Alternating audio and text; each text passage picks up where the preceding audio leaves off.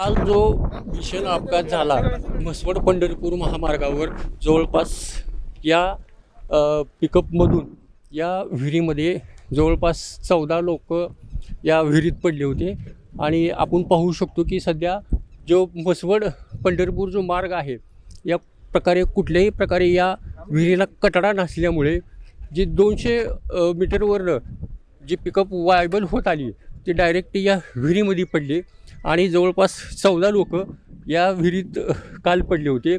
त्यातले 8 लोकांमुळेच झालेले आहेत आणि 7 लोकांचा जीव वाचवण्यात आलेला आहे. जो जीव वाचवला ते इरफान शेख मुजावर जे आपल्यासोबत आहेत. इरफान भाई, काय झालं नेमकं, कसा प्रकार घडला, प्रत्यक्षदर्शी आहे, काय झालं? ह्या विहिरीच्या पाठीमागे 200 फूट पाठीमागेच गाडी वायबल होत आली, म्हणजे गाडी झोलं मारत आली आणि त्या गाडीच्या पाठीमागे मीच होतो.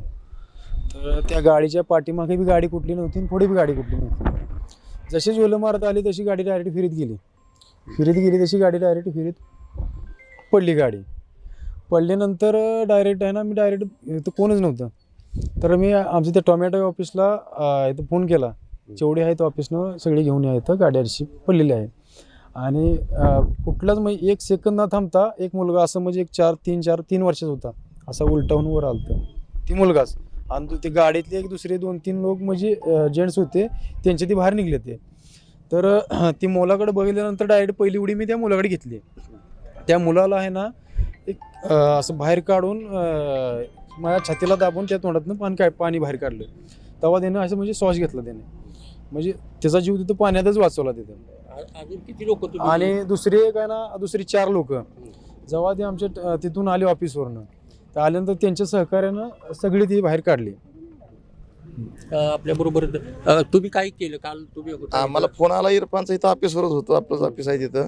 मग तिथनं आम्ही ड्रायव्हर ही 5-6 जण आलो, गाड्या घेऊन आलो. म्हणलं आता काय विहिरीत पडलेली ह्यानं सांगितलं नाही, गाडी पडली एवढं कळलं आम्हाला.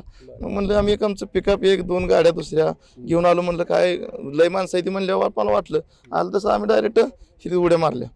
किती लोकांचे जीव वाचवले काय? एक तर मयतच आहे म्हणून आम्ही खालनं असं कॉलला धरून वर काढलं, पण त्यांचा जीव वर काढल्यानंतर ती एक वाचला, ती दाबलं, ती पोटालाही त्यांनी बाहेर. मग पुन्हा दवाखान्यात नेऊन इथं मिली हॉस्पिटलला तांदवाडीत नेलं आणि त्यांचा जीव वाचला. आणि 1-2-3 पोरं होती तेवढी काढली.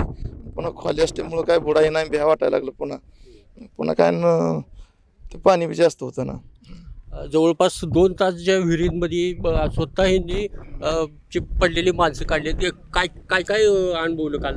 का अनुभवायचं म्हणजे त्या बारक्या मुलाकडे बघून मी स्वतः उतरलो. त्यानंतर मला असं वाटलं की काय वाचतील ती वाचतील, किंवा तर ती आता परमेश्वराची गोष्ट आहे, काय होईल ती होईल. त्यासाठी मी आपले कपडे काढले आणि विहिरीत उडलो. किती लोक काढले बाहेर? बाहेर तर कमीत कमी ह्या वाहनातून आम्ही 8 माणसं काढली. जी महिला असतील किंवा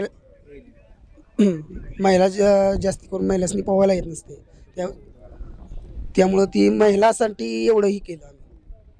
असं नको की असं ती कटला असतात तर ही घटना झालीच नसती, किंवा रोडवरच ॲक्सिडेंट झाला असता, ही असं व्हायला नको होतं. जर तुम्ही बी काल होता प्रत्यक्षदर्शी आहे, नेमकं काय प्रकार घडला आणि विहिरीला जरी कटडा बिटडा असला असता तरी असे काही दुर्घटना झाली असती का? दुर्घटना झाली नसती, तिथंच गाडी थांबली असती. त्या ह्याने मला सगळ्यांनी फोन केलं असं झालं की लवकर. सगळीजण आली, माझा भाव आला, इरफान आला, परत तानाजी आला, सगळीजण आली. सगळ्यांनी उड्या टाकल्या, मी शेवट आलो. सगळ्यांनी उड्या टाकल्यावर एक बाहेर काढली. अशी 14 जण होती. बाकी जी परतच्याला मग शेवट गाडी काढली. आणि लहान जे मुलगा होता ती पहिल्यांदा आलेला, ती इरफाननं काढला होता, ती एक जगला.